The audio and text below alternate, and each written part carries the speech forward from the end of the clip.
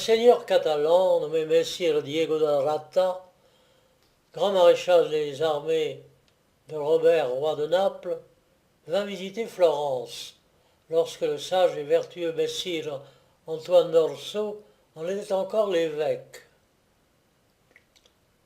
Comme ce seigneur était aussi galant que bel homme, sa principale occupation, pendant son séjour dans notre bonne ville, était de faire la cour aux dames.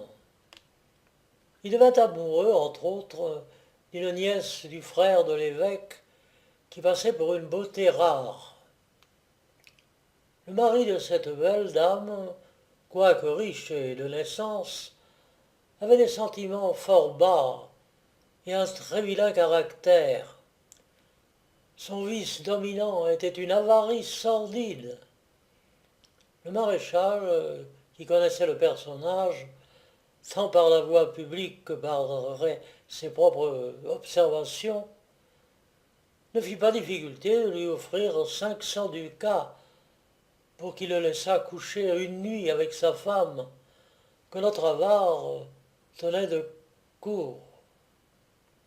La proposition ayant été acceptée, sans beaucoup de cérémonie, le rusé catalan, qui voulait punir le mari de sa lâcheté, fit dorer des pièces de monnaie connues sous le nom de Popolin, qui devait alors cours dans la Toscane. Et après avoir passé la nuit avec la belle, qui ne fut sans doute point consultée, et qui dut le prendre pour son mari, il remit à celui-ci les prétendus ducats dont il avait pris soin de se munir. J'ignore si le Catalan indiscret se vanta de sa bonne fortune, ou si le mari, en se plaignant de la tromperie, fit connaître lui-même sa turpitude. Ce qui est certain, c'est que l'aventure fut sue de toute la ville, et que les plaisants en rirent beaucoup. L'évêque, en homme sage, fit semblant de ne rien savoir. Il reçut le Catalan à son ordinaire, et ils étaient souvent ensemble. Un jour de Saint-Jean, qui se promenaient tous deux à cheval parmi la ville, ils s'arrêtèrent dans la rue où l'on faisait les courses. Ils s'approchèrent d'un groupe de dames qui s'amusaient à voir les coureurs, et se trouvant à côté d'une jeune et belle femme, nouvellement mariée, que vous pouvez avoir tous connue, et que la peste vient de nous enlever.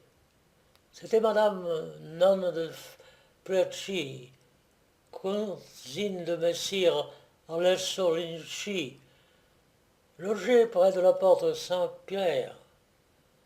Cette dame, outre la jeunesse et la beauté, avait beaucoup d'esprit et parlait avec autant de grâce que de facilité.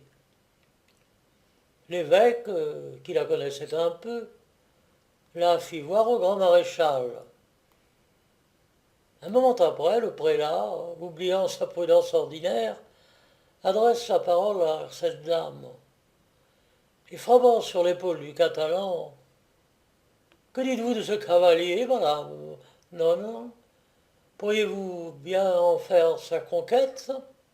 La belle, croyant que ces paroles attaquaient son honneur, et jugeant qu'elle ne pouvaient que donner des impressions désavantageuses sur son compte à ceux qui les avaient entendus, répondit promptement et, sans chercher à se justifier, « Peut-être aussi, monseigneur, aurait-il de la peine à faire la mienne. En tout cas, je puis vous assurer que si je me laissais vaincre, ce ne serait pas pour de la fausse monnaie. » Le prélat et le Catalan, tous deux piqués au vif de cette répartie, l'un pour s'être conduit si peu honnêtement à l'égard d'une femme honnête, l'autre comme parent ou allié du mari avare et crapuleux, se retirèrent tout confus, sans oser rien répliquer.